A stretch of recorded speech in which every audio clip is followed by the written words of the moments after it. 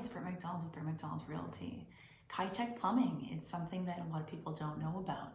Kitec plumbing was something that was used in the early 2000s in condo buildings for probably a period of about 15 years, and they've stopped using it. They've stopped using it because Kitec plumbing has known to cause some floods and some issues with your plumbing. So if you're a condo buyer and if you're a condo owner looking to purchase and looking to sell, I would say do take a look to see if you have Kitec plumbing. How are you going to find this information out? Ask your realtor to pull up the history on the building. Ask them to call property management. Maybe have a home inspector go in. What I would say to you is, though, that Kitec plumbing is something that the lawyers will catch when they are closing the property or they are going through the conditional time period. It is your job as a seller to understand and know if you have Kitec plumbing and to disclose it. On the buyer's side, you should be aware if you are purchasing a unit that does have Kitec plumbing. How do we resolve this? Well, there's a couple of options.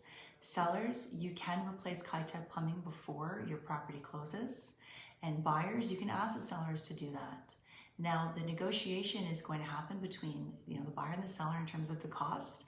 I've seen Kitec plumbing range anywhere from $3,000 for a small one-bedroom condo up to potentially $8,000. Really depends on the number of bathrooms that you have and the size of the kitchen. So Kitec plumbing, have your agents and have your lawyers go through it. Make sure that you understand it in full detail. Make sure that you're aware of what you're getting yourself into. And if you have it, don't worry about it. It's something that can be resolved.